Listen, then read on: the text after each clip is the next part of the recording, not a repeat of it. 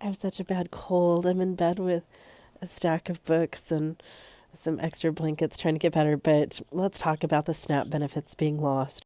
The problem with food stamps isn't the people who need the food stamps. It's capitalism. It's the rich industrial food production companies that are like parasites on humanity. 100 years ago, we were still an agricultural society. And if you didn't own and work your own big farm, you at least had a backyard garden where you could produce a lot of your food. You had an orchard, you had some chickens. Land ownership was one of the big draws for people to come to America.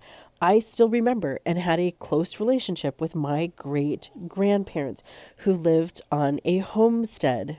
They made their claim, they built the house, they were given land.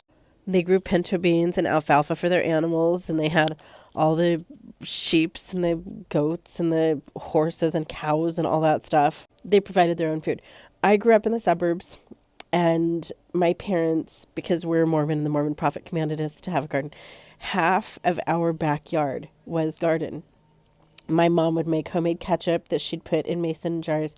She would freeze all of the corn and put it in bags so that we had our own handmade frozen corn. We had apricot trees and plum trees. My dad would spend the summer fishing, so we had a freezer full of trout. I talk all the time about growing up in childhood poverty, which doesn't make me unique or special, but that was my experience. And one of the reasons why we ever had any good food to eat was the fact that my parents were able to afford their little home in the suburbs where they had a little bit of land where they could grow such good food. My dad also went up into the forest and cut wood, so we stayed nice and warm and snug because we had a wood burning stove, one of those big cast iron stoves in the middle of our house, and we had a huge wood pile down one side. We didn't have a lot, but I have so many childhood memories of sitting by that wood stove in the winter with a big slice of homemade bread and butter. But then capitalism. You see, food shouldn't be that expensive. But with factory farming and factory food, where, by the way, the farmers make very little still to this day. It is the Post and the Kellogg empires, Kraft and Pepsi and the grocery stores. They're making a fortune because every bite of food that we eat is making money for somebody else.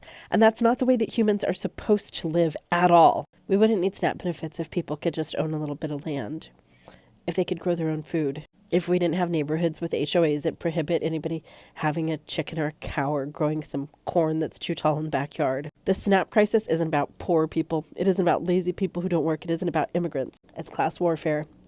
It's capitalism at the dinner table. And it's not the way human beings are supposed to live.